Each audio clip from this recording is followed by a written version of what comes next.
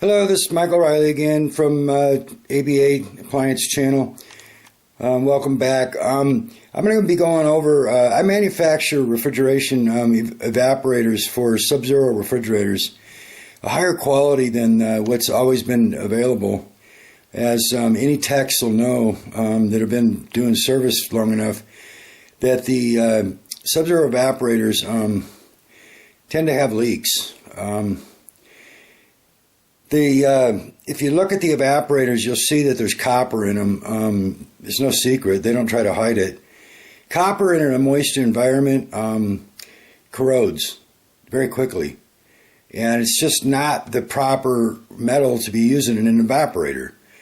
But I would assume that it's a cheaper manufacturing to use copper in it than it is to use the proper refrigeration aluminum. And manufacturing myself now, I can tell you that that's actually a fact.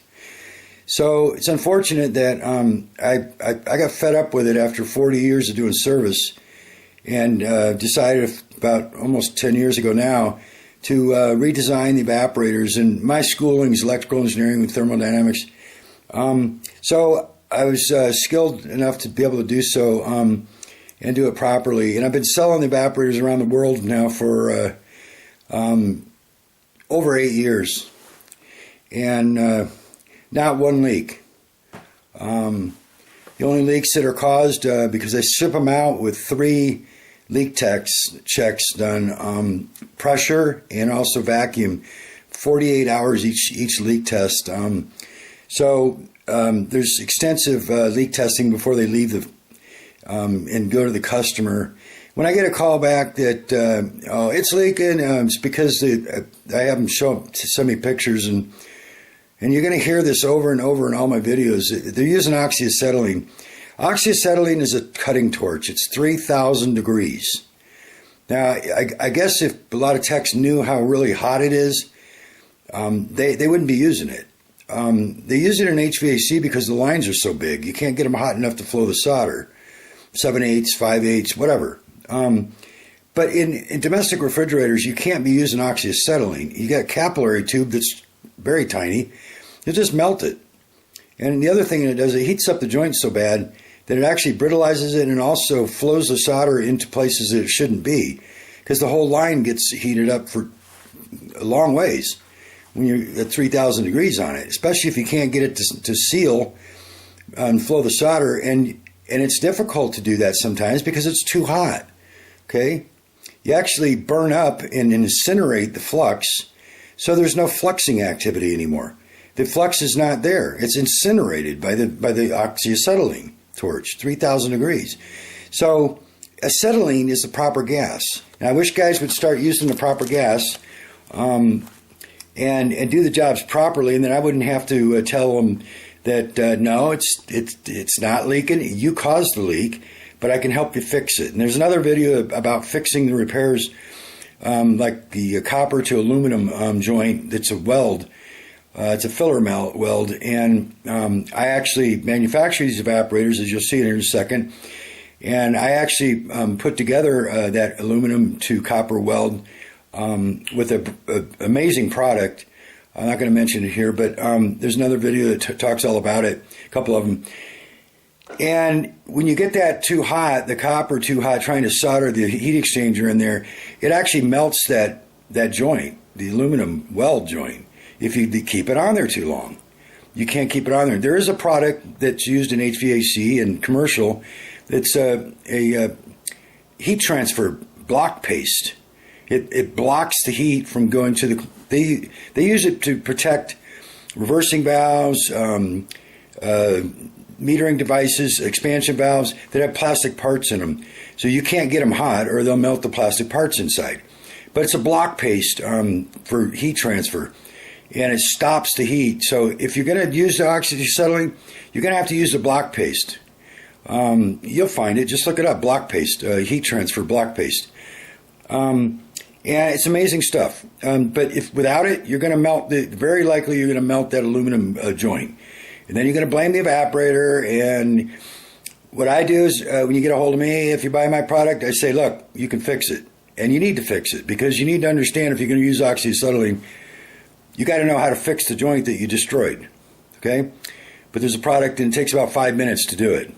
And you've got the aluminum joint back welded together, no leaks, and you fixed your problem that you created.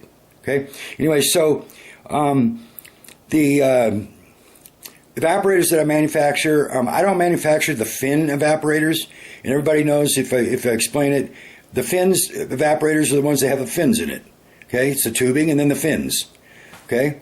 The evaporators that I do manufacture are the single tube evaporators with no fins. SubZero has many of them, and some of them are not available anymore. Now they are available because I manufacture them. So if you need an evaporator that's not available, SubZero, go on my website, refrigeratorpartreplacements.com, and you'll find them on the evaporators page. Okay? You'll also find pictures of what people have done to destroy the evaporators when they use the wrong torch. I'm trying to get it out there to stop doing that. So here's my setup here for making these evaporators. It's really simple. It's right in my kitchen, right at my kitchen table. I'm single, so I can get away with it. Yeah, right, guys? You'd never get away with this if you had a girlfriend or you're married. Believe me, been there. So this is the process. This is my setup. You can see the aluminum tubing here. It's refrigeration aluminum tubing. And you got your bender here. Pretty soon I'm going to get a jig to do this, but I do it manually right now, each bend. And then I've got my doing the weld on these with this aluminum. You can see the heat gun in the background. That's all you need. It's a 350 degree product that welds the filler metal into the aluminum tubing. So when I put the copper inlets in, I'll put the copper inlet in, and I do that with the heat gun and this product. And it just heats up the heat gun's 700 to 900 degrees, so I have to hold it back a little ways. But once it flows, it's 20,000 psi strength plus. It's actually higher than what the kinetic property that they do when they bake them in, okay, in the factories. So what I'm going to do is I'm going to show you the process of how I bend these. I'm going to put this up on the stand here, and I'll show you what how this works. What I do is take the tubing. If you've never used one of these tubing benders, it's a pretty amazing tool. I'll slip this into the tubing bender. I always want to leave a little bit of an outlet before where I'm going to put the copper tube inlet in before I do the bend. I'll put this back, and you can see simply bends the tubing.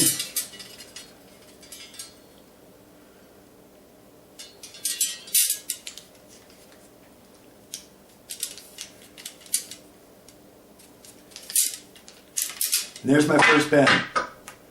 Okay, see how nice that is? You see how clean it is? There's no kinks, nothing. It actually stretches the metal as it bends it, so it's just like a factory bend. Okay. And then what I'll do is I'll straighten this out. I'm not going to do this whole thing. It would take about an hour to do this. I'll measure out what I need for the next bend,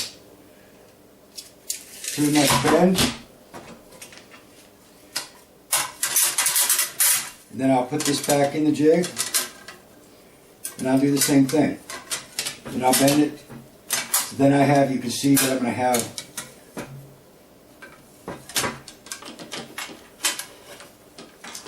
I'll have this bend, and then I'll have another bend here, and I'll just keep going until I get the whole evaporator done. Okay? Now I'm going to do that. I'll just stop there. There's no reason to continue on.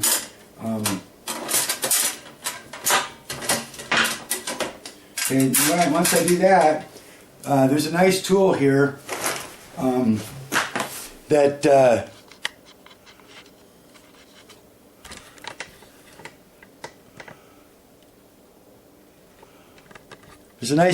that allows me to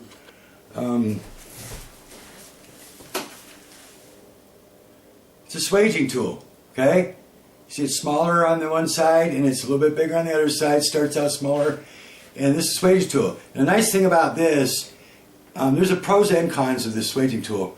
The nice thing is that it graduates up and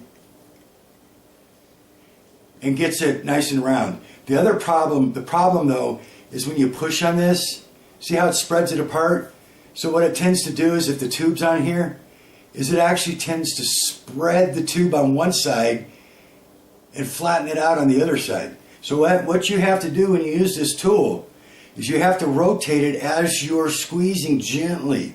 Rotate it and keep the whole tube moving back and forth so that you don't get it flat on one side and round on the other. What I do is I'll push this in here. Okay. If you look here, it's not going to fit. Okay.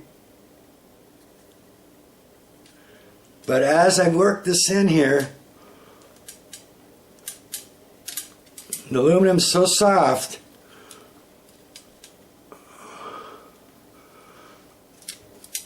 you see it just push in there? Okay? Just pushed right in as I turned it. Now if you look at that joint, you'll see how it's just a little bit beveled right here. Just a little bit on the end. Now when I squeeze on this, I'm turning it at the same time.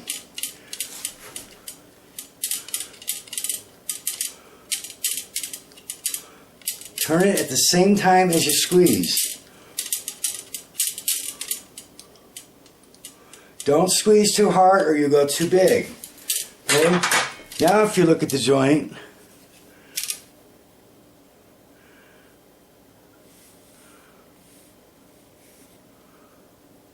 you can see a little bit of a rise here on the end. From here to here, there's a little rise. It's almost like there's a circle. It's almost like there's a little circle right there. But it rises up and it's bigger there. So what I do is I keep testing this with my 1/4-inch tubing. And I'll be darned, it's perfect. Okay? The tubing is perfect. Okay? Then what I do is take the product that I have, and I will do that in another video. I will take the heat gun and I'll heat it from below. I'll heat it from below and I heat it back on the tubing. I'll heat it on the tubing, on the aluminum, and then I'll heat it over here on the copper. On the aluminum, and then on the copper. Okay? On the aluminum and the copper, as I put the flux on this joint, and then I take the rod and I start putting the filler in. When it turns honey brown, they call it. The heat from the heat gun, and I might have the heat gun back here. Okay, a little ways away, because I don't want it to get too hot. And I'll keep heating it until that flux turns a honey brown. and then I touch it with the rod, the filler metal, and it goes all the way around, and I'm off of it. 20,000 psi strength. It's amazing. Okay, so once I do that, then I'll do the other end down at the bottom of the evaporator. When I get down at the bottom of the evaporator with all the tubes, then I'll do the other end of it and put the tube in the other end of it. Okay, once this is all bent and everything. This isn't bent right now, but I'm just saying. Okay, so I'll put another piece in. And I usually put about a 6-inch piece of copper in. Usually about 6 inches, so that there's plenty of room between the solder joint from the heat exchanger, which is going to be down here, and the torch being on it, so it can absorb some of that heat and not melt this aluminum weld. Okay, but if you stay on there too long and you have a wrong torch, you're still going to melt this, just like on any evaporator. Okay, you don't want to have a wrong torch and too much heat. Okay, so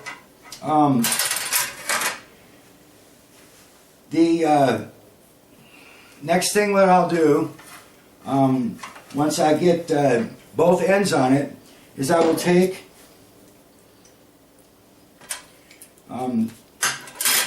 this process adapter. This is what's called by Robinair. It's a process tube adapter kit. It's about $300. Let me show you what's inside the box here. These are different sizes. If you look at the ends of those, see the little tiny one here? It'll go to a really tiny tube, that size. Okay, next one, that's a pretty good sized tube. That's about 3/8, 5/16. And the one that's in here right now is 1/4 inch. You see how this works? Is that there's a rubber grommet inside. Both sides of this has holes in it. So all this does is squeeze it together around the tube. Okay?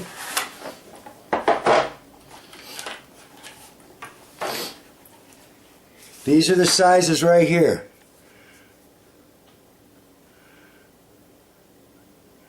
Okay, you've got 3/8, 5/16, 1/4 inch, and 3/16. That's the size tubes that you can actually attach to with this. Okay.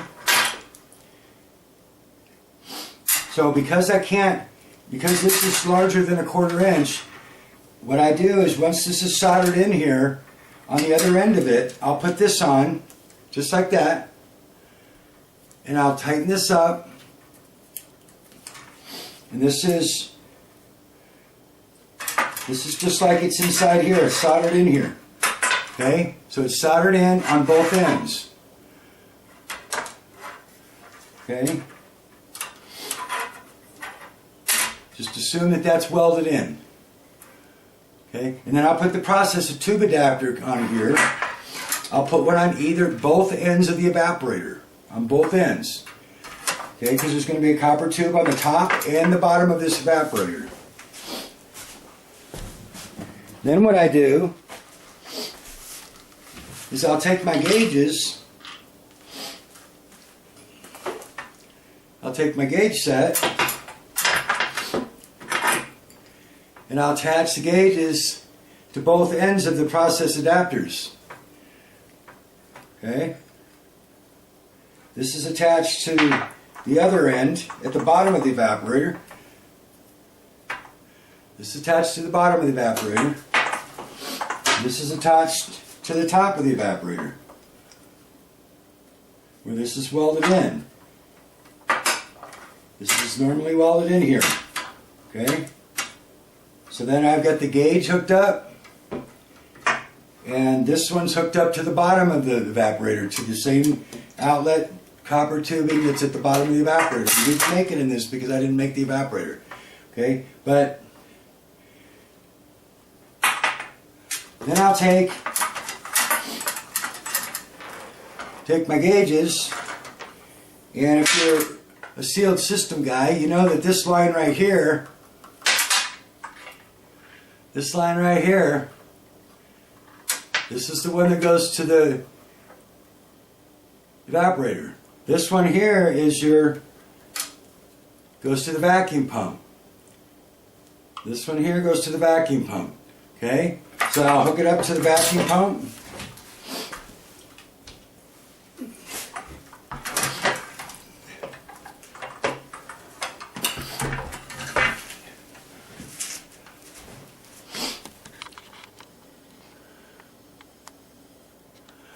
Okay, let's take that out a little bit so you can see what's going on. I'll hook this up to the vacuum pump. The center line off the gauges. And then I'll turn the vacuum pump on. And I'll suck down this evaporator.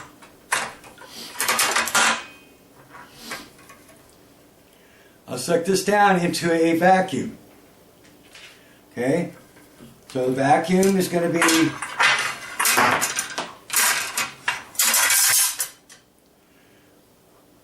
below zero. Okay,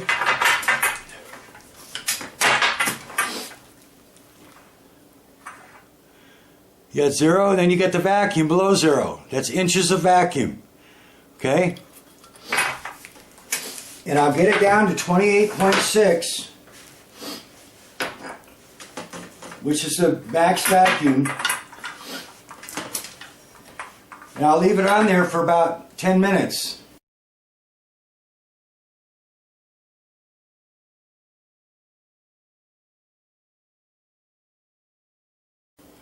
Evacuating. After about 10 minutes, I'll go ahead and shut it off. Turn the pump off. Excuse me.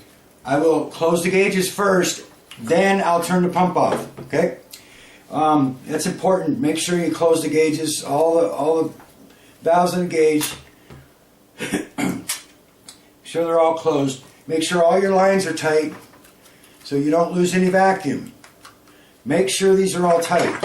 That's one of the biggest problems with people when they do this is they'll have a hose loose.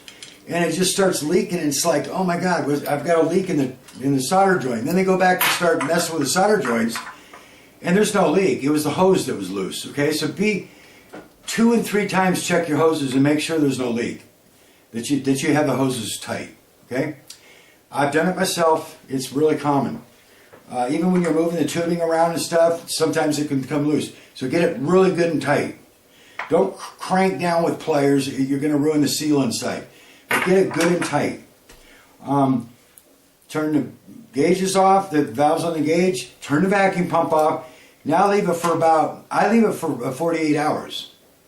Okay? And if this needle stays in a vacuum for 48 hours, if it stays all the way down below zero in a vacuum, exactly where it was when you evacuated it, 48 hours later, or 20 minutes or half hour later, you don't have a leak. And this is such a small tubing, this evaporator, that you don't have to leave it for 48 hours, 24 hours. You don't have to do that. Because you're going to have a leak right away. It's not like it's going through a whole refrigerator system. And it might have oil in it that might slow the leak down or whatever. This is going to come out pretty quick. So if it comes right back up to zero in just like 5, 10, 15, 20, 30 seconds, or a minute or 5 minutes, there's a leak. And it's just how big the leak is by how long it'll take. But it's going to happen very quickly. Okay? If you have it, in this case, you're not going to have it come up about 2 or 4 inches of vacuum and not get to zero. That's going to indicate that there's contamination in the system. And unless you put a bunch of oil in this tubing before you soldered it and everything, you're not going to have that. It's not going to happen. In a regular sealed system, you're going to see that. You'll see it maybe drop 2 to 4 inches or come up 2 to 4 inches of vacuum. It loses that vacuum because contamination will absorb vacuum. It won't bring it up to zero. So if it stays there at like 26 or 24 inches of vacuum instead of 28, almost 30, if it stays at like 24 or 22, it doesn't go up anymore to zero, it doesn't go to zero, then you just need to evacuate it longer, okay? Guys get too carried away, especially these new guys with watching YouTube and stuff. On domestic refrigeration, we don't worry about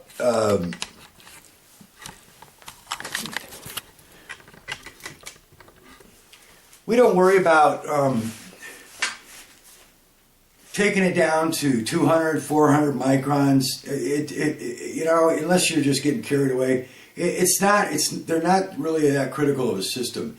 The metering device is a capillary. The metering device is where the issue comes into whether you have to really worry about how far down in microns you go. And that would be like an expansion valve. They're really critical because if there's anything in there at all, you need to really get it down micron value, or up, okay, 200, 400 microns. So, but with the refrigerators and freezers in the domestic and the in-home refrigerators and freezers, it's not that issue. Just get it down into a vacuum. Make sure it stays down at what looks like 30 inches. It's not possible, but it pegs there and it looks like it is. 28.6. And it stays there. It doesn't move. If you leave it there for a half hour and it doesn't move, your system's good. Okay? Don't concern yourself with microns. It's just ridiculous. So, guys will argue that point with me, and I've been doing this 40 years. It doesn't matter in domestic refrigerators, okay? And freezers. It just doesn't matter. It's the metering device that matters about, okay? And we have a capillary that it's not that sensitive. It's not like a expansion valve or some of the commercial types. So, anyways, this is the process. What I do is I make about 12 different models of these evaporators, ship them around the world, and they're actually on, like I said, my website, refrigerator part replacements. That's refrigerator part replacements.com. Okay? And I did have a different website, but SubZero attacked me and forced me to take it down. They went to the registrar of domains, and it was just ridiculous. I'm selling their products, and I'm actually selling their original OEMs also, a lot, most, except the evaporators that I manufacture. All the rest of the parts I sell are OEM. And they're getting tremendous sales from me, but they just got all bent out of shape. Didn't even say SubZero, the domain name, the website address. It was just letters, and they got all bent out of shape, and that was a few years back. And so that's why I went with the longer one, a general website name, refrigeratorpartreplacements.com. So this is what I do. If you have questions about it, if you'd like to make your own evaporators, contact me. I'll walk you through it, and what tools to get and whatever. The last thing that I do is I put heat shrink tubing on here, okay, on the joints where they weld. And one of the things that I keep mentioning, the other thing that let me say this first. After I evacuate it, what I do is I will put Freon in it, about 50 pounds, and then I'll leak test it. The leak detector. I'll leak test it just as a second test to make sure if the vacuum didn't catch it, that 50 pounds, and you'll get bubbles right away. It's just like soap. Okay? So if anything comes out of the joint, you're going to get bubbles, and you're going to know that, the vacuum pump didn't catch it. Now, one other thing that I want to mention, I'm seeing a lot of this. Guys are going on YouTube instead of learning the proper way, and they're just going by other guys' ways that are not the most effective. This is emery cloth. Okay, they have like a screen hole, emery cloth with holes in it. Also, it's like a greenish blue. But this is emery cloth. Okay, see how fine grit that is? That's emery cloth. Do not use a wire brush. Don't use a wire brush. Okay, if you use a wire brush, it's no different than doing this on the tubing. What's happening here? Do you see between my fingers where I'm missing the tubing? That's what a wire brush does. It doesn't get it all the way clean. This does. This wraps around and gets it totally clean everywhere and there's the grits on the whole paper. Okay? Guys will have a problem with the flow soldering. With the solder flowing. The reason? It's not clean enough. And they're like, well, I wire brushed it all like crazy for a half hour. But that's not the problem. You can do it as long as you want. But there's gaps between the wires. So there's still going to be black spots on there, no matter how much you do it. Okay? There's very likely still going to be black spots on there that's not clean. And once you put the flux on there, you're just putting flux on a dirty spot. And the solder is not going to flow there. Okay? Think about it. So if you have problems doing that, throw your wire brush away. Or trade it on the sink for your wife's regular brush. Take her brush and put the wire brush there and you see if she likes it and think that's funny. Anyways, so don't use a wire brush to clean these joints. Okay? Don't. The other thing that I'm going to point out that's critically important is when you clean this joint, you're going to take this and you're going to clean the end of this. Okay? That's great, but the problem is, and that's not clean, I just barely touched it. Go all the way around. You can see how it's just bright, and there's no gaps between where it's clean and not clean. You can see it's shiny everywhere, okay? Because the grit gets everything. But you're not going to seal still. Look at the end of that tube. That's not clean yet. Guys will not clean the end of the tube. You guys, that's where the other tube goes in. That's where the solder flows. That's where it seals on the end. You have to go across. Go across the tube. Okay? Across the end of it. Get that whole end clean. Okay? Now look at the end of that tube. Remember how black it was before? Look how shiny the end of it is. That's where the solder's going to flow. And now it's going to stick right on the end. It really almost doesn't matter that you clean this, except for just a very small end of it. But it's always best to clean farther up. Okay? But this is the most critical part. Clean the end. And then you clean the other tube real well. And when you put the flux on there, and put the heat right on the shoulder of the joint, you put the heat right on the shoulder of the joint. Not way back here, right on the shoulder of the joint. And flow the solder on here, and when it's clean and there's flux on it, that solder is going to flow around in a second. And you're going to pull the heat off and the solder off, and it's going to be a nice, smooth, flat solder joint. It's not going to be bulging and a bunch of solder on there because you keep touching it because you didn't go all the way around. That's why it doesn't go all the way around. If you have this nice and clean, put flux on, and if you have solder that has flux in it, still use white paste flux. Okay? When you put the heat on, it starts to get red, touch the solder on there, boom, it just wraps around. It follows, it chases the flux wherever the flux was. And you're off of it. And you have a perfect, just like a factory solder joint. Okay? That's why you can't get your solder joints perfect. It's because you're using a wire brush possibly. You're not cleaning the end of the tube. Okay? Which is really the most important part of it. That's where the solder sits. You don't see solder up here when you're done, unless you're really screwing up. Okay? And I know a lot of guys do find that because you're heating it so much because you didn't get it clean. Okay? So, there's some other tips. There's going to be a lot more tips in all my videos about this kind of stuff and getting this stuff right so that it makes your job a lot easier. You're not filling it full of Freon and then, oh no, I have a leak. The first time you solder it, you're going to see it wrap around and go, wow, you feel good about it right away. And you know what I'm talking about, because if it doesn't want to flow, it's aggravating. You keep having to put heat on it, keep putting heat on it. That's where you melt. the aluminum joint. Because you keep putting heat on that joint down farther down to get the solder, the heat exchanger soldered into the copper, but it's not clean. And you end up melting the aluminum joint, the aluminum weld. Okay?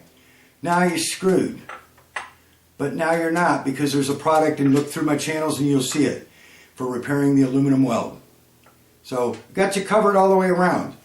I've been there, I've had the problems myself. That's why I've corrected the issues for myself over the years, and now I want to share it with everybody else so that it makes things easier for you. Okay? So, let's check out my check out all my other videos. Please do subscribe to the channel. I'm going to have a lot more updates for you, and material and videos, things that can be very helpful for you. And actually, just like these evaporators, if the only thing that you don't know is where to get this tubing, and it's really hard to get. You can't just use whatever tubing you want when you make these evaporators. There's a